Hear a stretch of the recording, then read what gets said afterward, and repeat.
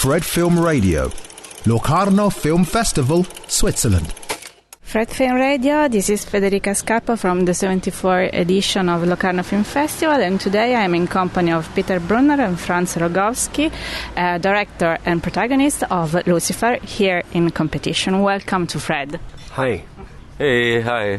So first of all, Peter, would you like to briefly introduce LUZiFER to our listeners? LUZiFER is based on inspired by a true story of an exorcism, but we tried to do something where we find emotional reality in it, and I'm super happy to have found collaborators like Franz Rogowski and Susanna Jensen, who helped me as spiritual warriors in this to find a real interpretation of this true story. And so Susanna is a real pastor and abuse survivor and an artist with her own theology, and Franz was daring to work with real eagles and lived like in on the mountain in the wild, and it was quite a crazy thing to do, to work with all these non-professionals. But I think it was a very beautiful experience as a team to be in this environment, like in nature. And about that, how did you cast them? I mean, Franz and Susanna. I cast them, I don't know, it's like a team effort, because at a certain point when Franz was on board, it was also like a discussion with him how he felt about, for example, a casting video where we saw Susanna, and then it was more about was she willing, when she understood what the process will be and how much it would take, not only from her time but also from her emotions, and also like from her, open as a book, as a private person, giving this backstory to the film, because like what she experienced as a child became part of the story of Maria and of the mother. So it was more like, I think also with the eagles, I mean, it was not that I would say we want this eagle, it was more like what does the animal trainer Theo Bleichner and Franz together found then, I think, so it was a team effort in a way. And Franz, how did you prepare for this incredible and very strong challenge, which is your character? I learned my lines, and for many months I trained with this eagle lady. I was well prepared. I had some dead chicken always with me to feed her, and we got closer and closer until we felt like, okay, it's time to shoot. And during the press conference, you talk about the chemistry between you and Susanna. Can you tell me more about that? Yes, Susanna is, as Peter mentioned, a true artist in my eyes. An open wound, always interested in healing and re-traumatizing. So it's an ongoing circle of a search and a quest for living and dying at the same time. To me, she has been a true inspiration, both in terms of acting, but also in terms of just spending time together. And it was overwhelming also in many other ways. Like, she was really interested in having a son doing this shoot. She has no son, but she's a very motherly type. So we really were mother and son for like 2.5 months. I told her, look, this is a film, and I'm gonna be gone afterwards, but for this 10 weeks, we can be mother and son. And she said, yes, let's do that. So from the beginning, we had a very intense relationship, and every morning she would coach me, she would tell me how to act, how to find my true inner voice. And normally if an actor tells you how to act, you really don't want to hear that. But with her, it was amazing. She gave me many new insights and challenges to work on. During watching your film, I was very impressed by the use of the sound. I mean, the sounds of the drones, the helicopters, it's in a way like a violence that came inside the film. Is it right interpretation is like the outside that comes in life in a violent way with the sounds of these machineries. Well, there is no wrong interpretation. There can only be like individual interpretations, in my opinion. And of course, the sound design took longer than the shoot.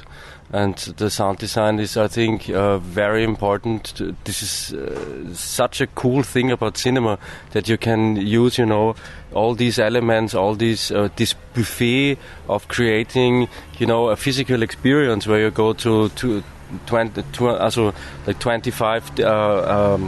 The frequency, you have this huge spectrum with the equalizers, and then most of the pop songs are then cut by 50 hertz, but here in cinema we can go down, we have everything, and if the sound system is well measured, like this was yesterday, you can feel, like in a concert room, you can feel the physical sensation of something, so you can place some elements really where you want to have it. For example, with to make a comparison where it's also used, but it's used only one time, the bass frequencies. For example, if you look at Amour from Michael Haneke, there's only the door in the beginning that is crushed in, and there is the sub bass, because it's realistic. But with this film, it's very different. Yeah, it's more like something where I have the feeling, to create with sound also different layers and characters to have the dialogue on a physical level with the audience. So a huge partner in this was for me Tim Hecker, who I was so lucky, like with Franz and with Susanna, have a creative collaboration, like giving him stuff very in the beginning, the script, and then in the next wave, like images while we were shooting, then little 20 minutes after first editing.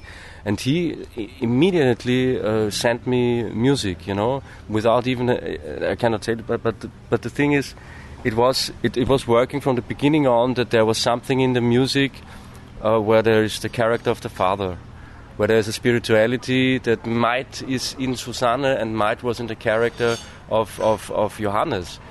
But with the music came into, I think, is a bigger possibility that it comes into, an emotional dialogue with an audience, hopefully. And another aspect that I really like, of course, is the location. How did you find this amazing place? Where is it? I mean, we were looking for 3 years to find the right locations, and it's just the difficult stuff in the Alps. And as you know, I mean, if we were up here and looked down here, we would see all the civilization. And this was not so interesting for us, so it was a long scouting thing. And then 1 year before we shoot, I went there with Franz also, that he has a feeling, maybe a memory even of the place, and also to see how he feels about it. And yeah. Where is the devil? Where's the devil? We have a press kit, but it's a good question, because we also thought it's maybe something interesting. I don't know, Franz. How do you feel about this right now? I always find it funny. I think for me, the need to get an answer on the question where the devil is, for me, is the devil. That is the devil. And Lucifer, for me, is a curious child playing with the world and being a part of the world.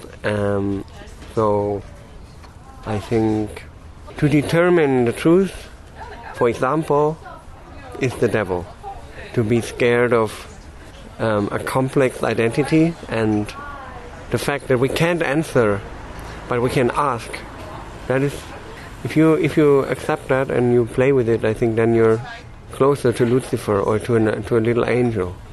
For me, the devil is something static, something determined, something defined and unchangeable. So it's something death.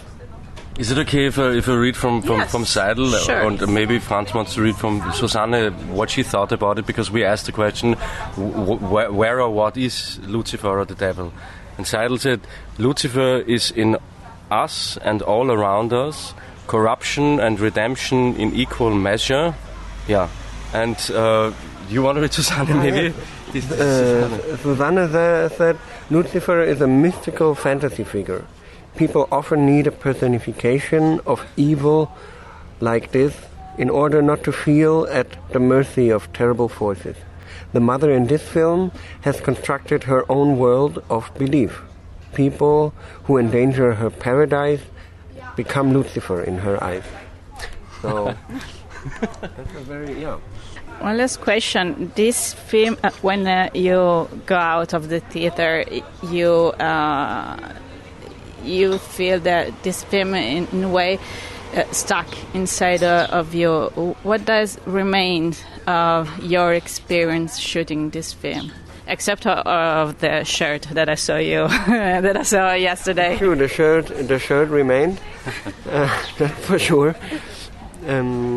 Well, for me, it's a part of my artistic journey so far, and I guess it's been a project that suits me well, because from the start we have never looked for, let's say, a fun experience, but rather challenge each other to find a form and find a rhythm and something that contains more than the ingredients, something that can spark. And therefore I'm just thankful, and it helped me to stay alive, to feel alive, to feel worth living. Also what stays with me is like I enjoy the creative dialogue with Franz, and with me stays the passion that we hopefully on another project can work together.